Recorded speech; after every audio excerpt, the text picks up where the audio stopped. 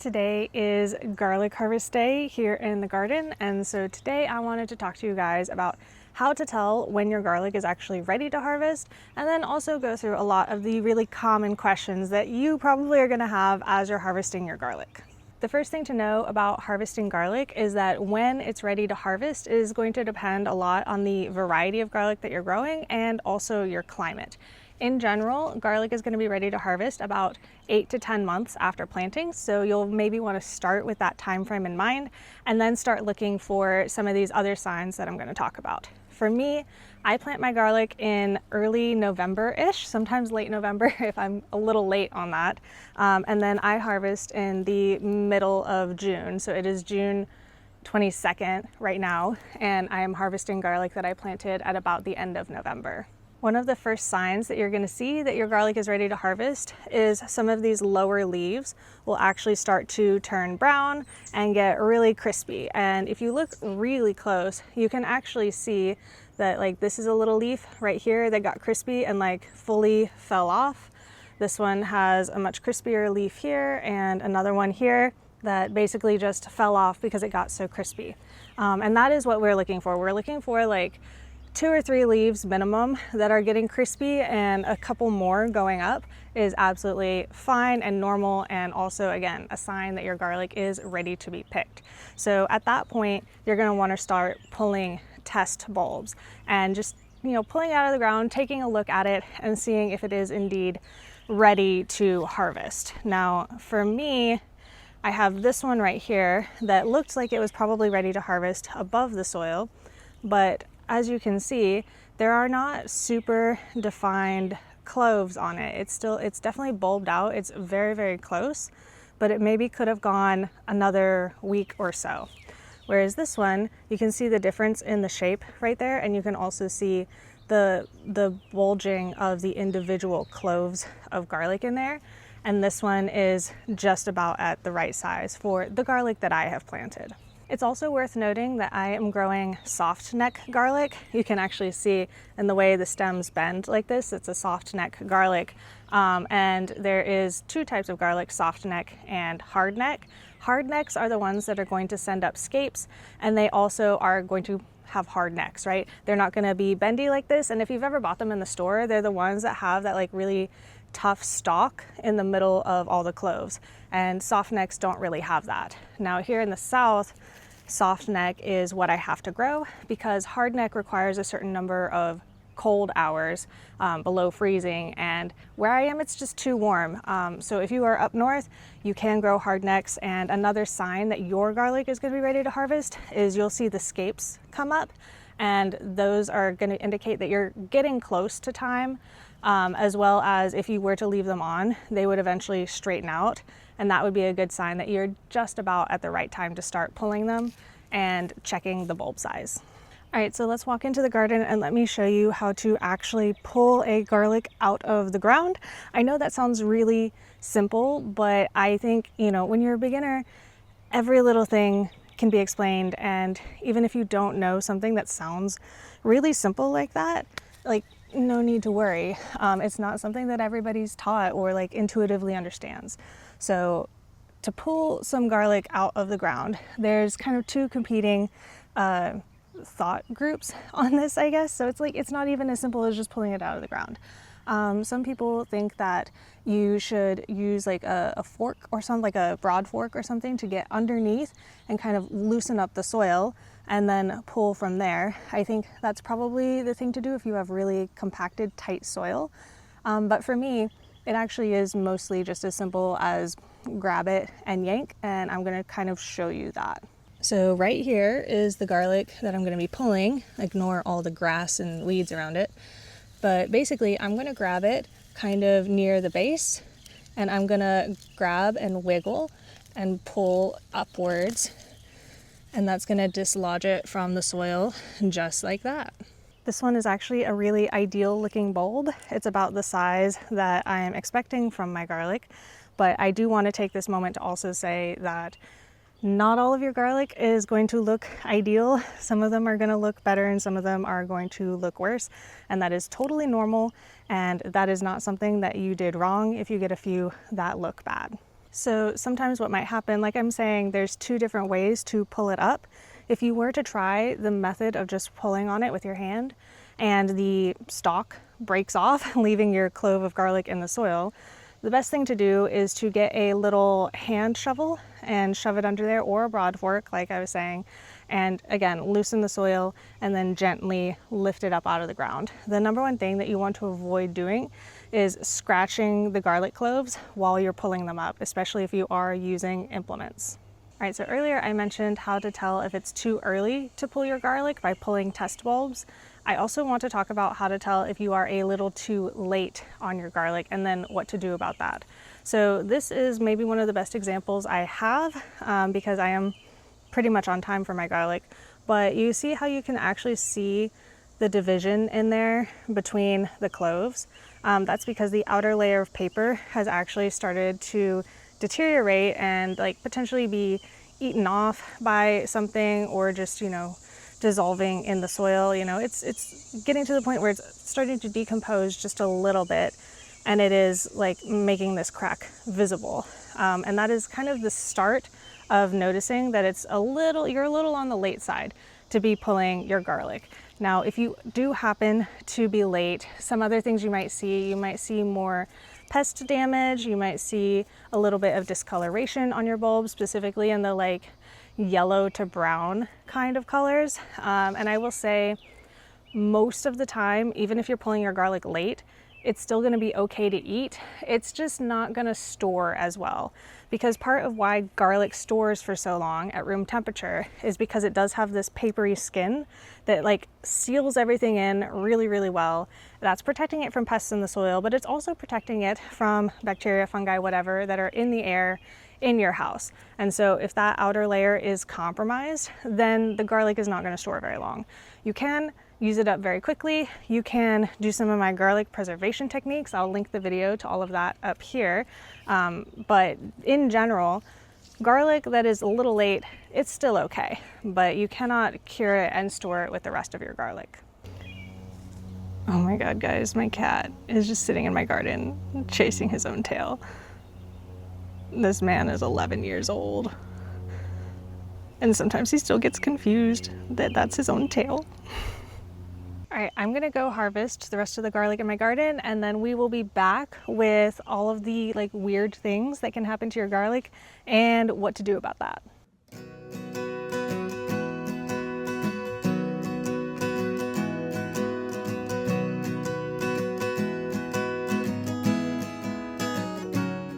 All right, here is the harvest. I planted 100 cloves, so I should have about 100 bulbs of garlic now. All right, so now let's talk about some of the weird things you might see with your garlic, starting with this. So this right here, these are like basically more tiny garlic bulbs or garlic cloves that are growing above the main bulb. So this was actually sticking out of the soil and the whole bulb was below ground. And this is something that you'll really only see with soft neck garlic. It's basically the plant trying to reproduce, but it's uncommon. Like, it's not the way that all of them are going to reproduce. You're not going to see this on all your plants. It is normal in the fact that it happens a lot, but it's not normal in the fact that every single plant should look like this. This is something that is triggered when maybe there's not enough nutrition in your soil, or often a particularly cold winter can cause your plant to decide to do something like this. In my area, it's likely that the winter was pretty cold. We had one night that got down all the way to 12 degrees Fahrenheit, which is kind of unusual for this area. So definitely could be something like that that caused a few of these. I'll show you a couple different versions of what this can look like. So this one, it's much higher up on the stalk, and you can see even some of the more defined bulbs there. There's also this one that is actually trying to make its own little leaves off of these. And so actually you can plant these and they will also grow into new garlic plants, which I think is really fun. Unfortunately, as you can see, definitely the bulbs that have this problem, the garlic bulbs, these are much smaller than, for example, this one right? Which is about the size that I want it to be. And that's just because the plant is redirecting its energy into trying to reproduce. And so all of these garlic cloves are going to be edible. They're just going to be kind of small. All right, next, so what to do if you break the stem off of your garlic. So there's kind of two different versions of this. So this one, you can see it's kind of broken all the way through to the main skin of the bulb, whereas this one, we still have a fair bit of stem left on it. Now, the reason that the stem is important is while we are curing our garlic, which I'll get to in a minute, basically the stem is going to dry up and it's going to kind of pinch right in here and seal itself up. So that's part of what keeps the garlic from rotting the whole time that you're storing it in your house.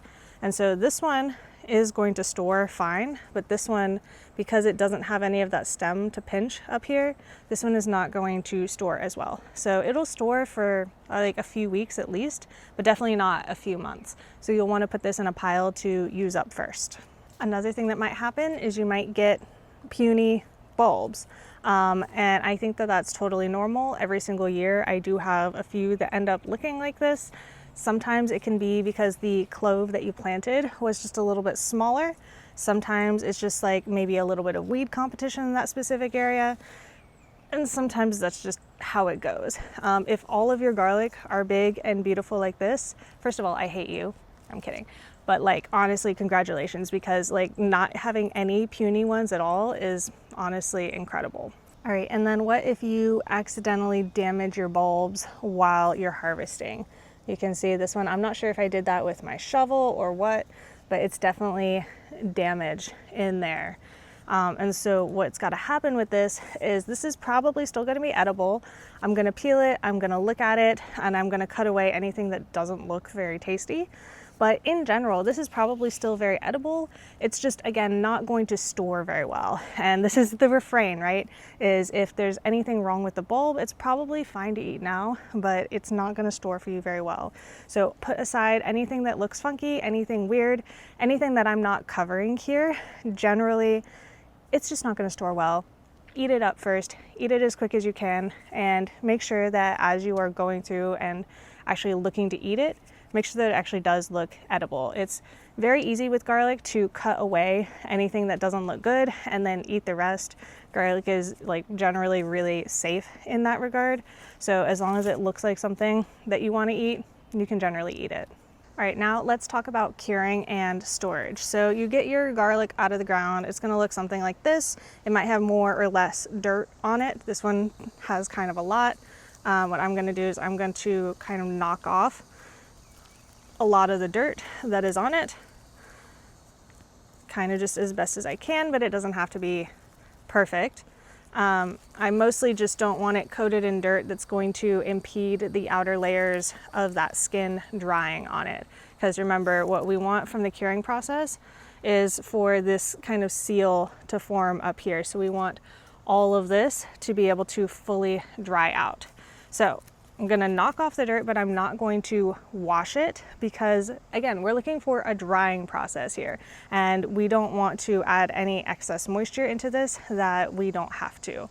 And on that note, you also are gonna want to try and pull your garlic on a dry day because you don't want to be like pulling them out of especially wet soil. It's gonna mean that this outer layer is just gonna be a little bit softer, and it's gonna be a little bit more likely to pull off as you're pulling your garlic out of the ground. So once you've got most of your dirt off, like I would say this is fine, you're gonna take your garlic to a dry, shady or indoor place and lay it out somewhere where it can sit for probably a few weeks while it dries out. You'll see some people will lay them out in their garden. If you know that it's gonna be dry for a few days, you can do that. You can start the process in your garden and then you can bring them indoors. For me, I live in a very, very humid climate, so starting outdoors isn't really a good idea for me.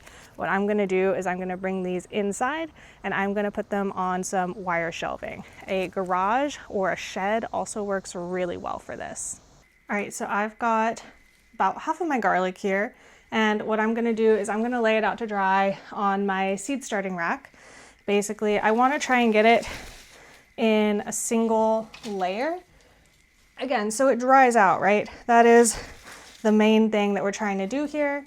And I trust you guys, you are smart people. I know you know how to figure that out, but we want to make sure that we're giving them the best chance of drying out as possible.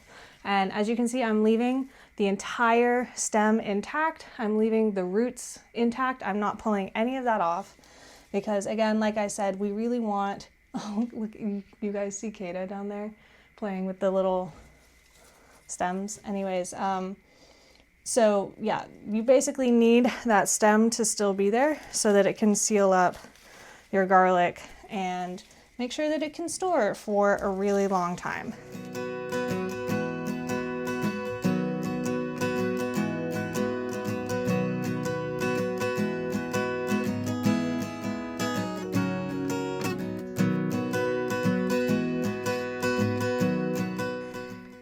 All right, so as you can see, I have overlapped the leaves just a little bit. You can see the 2 rows of garlic bulbs there.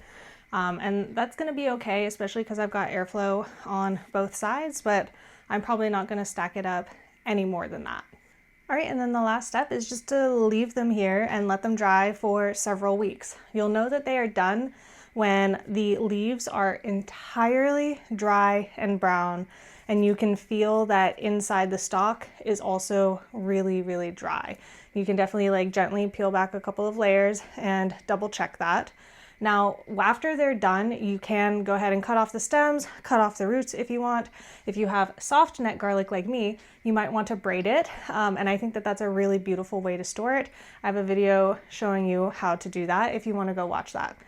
Thank you guys so much for watching. And until next time, I wish you all happy gardening.